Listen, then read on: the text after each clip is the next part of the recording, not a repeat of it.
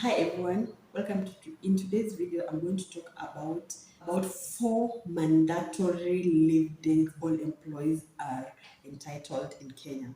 These are the leave days that have been provided for under the Kenyan labor laws. So this means all employees are entitled to this. It's not discretionary. It's not subjected to an employer deciding if they can give you these leave days.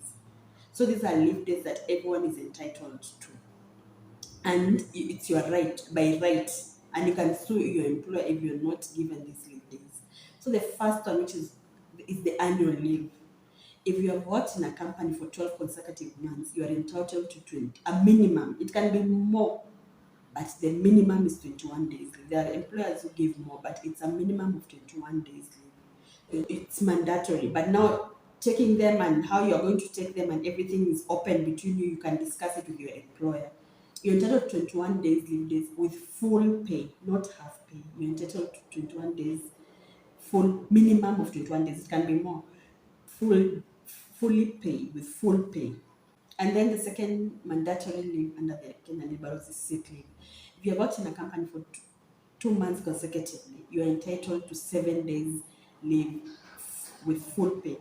And then you can also take an extra 7 days with, now this time after the 7 days, if you want to extend it, it has to be with half pay. But remember, you have to inform your employer. As much as it's a right, you have to inform your employer that you're sick and provide evidence.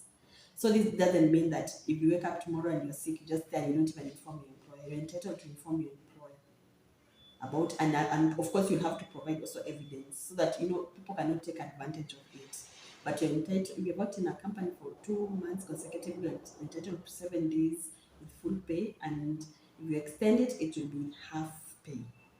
And then there's maternity leave. Mothers, if you expect an expectant mother, you're entitled to 3 months leave with full pay.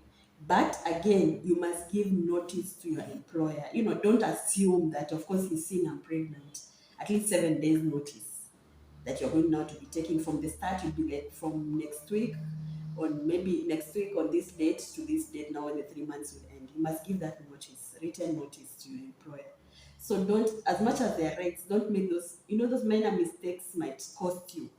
Remember, you must give that notice to employer. Don't assume. Of course, when you're pregnant, sometimes it's obvious to, but don't assume. Make sure you give out the notice, and it's supposed to be with full pay. Fourth one is paternity leave. Paternity leave is for 14 days, and I remember again, you should give your employer notice. The access reasonable time. And remember now, for you to get this paternity leave, you have to be like, it has to be your wife. You have to show evidence that you are legally married to this person, the paternity leave. So that it can be a situation where it's easy for someone to misuse this leave. You can easily state, if it's left open, it's easily someone can miss. But so it's supposed to be paternity leave. You're entitled, if you're or a father to be, you have 14 days leave. These leaves they are the ones that are mandatory leave days under the Employment Act of Kenya.